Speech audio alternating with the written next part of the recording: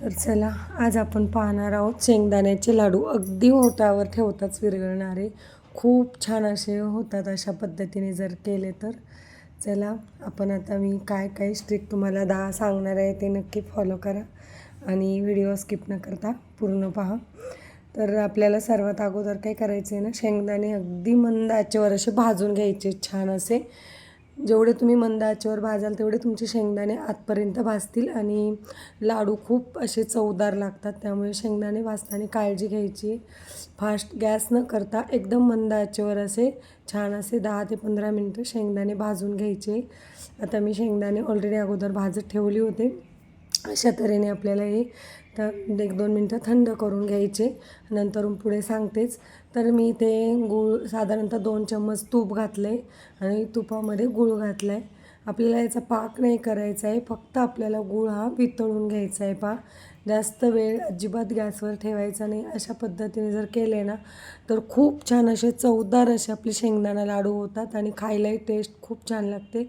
तर अशा तऱ्हेने काय करायचं आहे ना, गूळ एका साईडला मी वितळत ठेवला आहे, कमी गॅसवरच वितळा आणि नंतरून दुसऱ्या साईडला आपले शेंगदाणे थंड झालेले आहेत.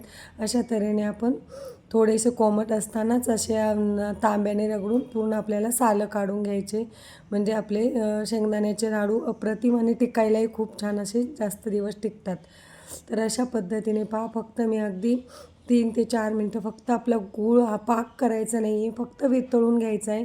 पाक जर केला तर तुमचे लाडू चिकट होऊ शकतात. त्यामुळे फक्त वितळून घ्यायचं. तर मी सालं काढून असा थोडासा जाडसर असा कूट करून घेतला आहे. यावरतीच आपल्याला असा हा पाक चाळणीने ओतून घ्यायचा आहे. म्हणजे काय होतं ना, गुळामध्ये खडे वगैरे असतात तर ते आपले गाळले जातात, त्यासाठी चाळणीने ओतायचं आहे. तर अशा पद्धतीने एकदम छान असा आपला पाक म्हणता येणार नाही, पण गूळ वितळून घेतला आहे मी, पण खायला अप्रतिम असे होतात.